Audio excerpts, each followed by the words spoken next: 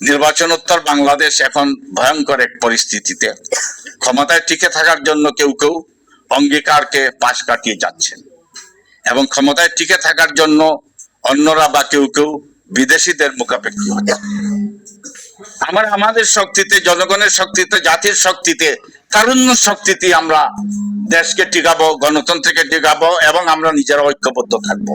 যদি আমরা বিভক্ত হই, বহুদা বিভক্ত হই, তবে আবার আমাদের সেই গোলামের জিঞ্জির আমাদের যেটা এখনো আমাদের গলায় ঝুলে আছে সেটা আরো আমাদের ফাঁস হয়ে সেটা অস্ত্রে পৃষ্ঠে আমাদেরকে বেঁধে নেবে এবং আমাদের মৃত্যু ঘটাবে। আমি আমাদের নতুন প্রধানমন্ত্রী মহোদয়কে বলবো, আপনি দয়া করে আপনার মেরুদণ্ডের ব্যথাটা ভুলে যাবেন না। বালুর বস্তার সেই স্মৃতি থেকে আপনি বিস্মৃত হবেন না। আপনার মাথা, আপনার পিতা কিভাবে এই দেশ থেকে চলে গিয়েছেন সেগুলো বিস্মৃত হবেন না।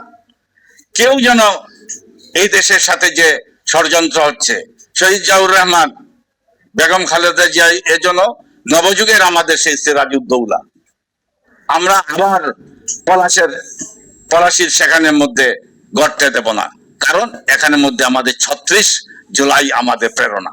সবাইকে ধন্যবাদ। আল্লাহ হাফিজ।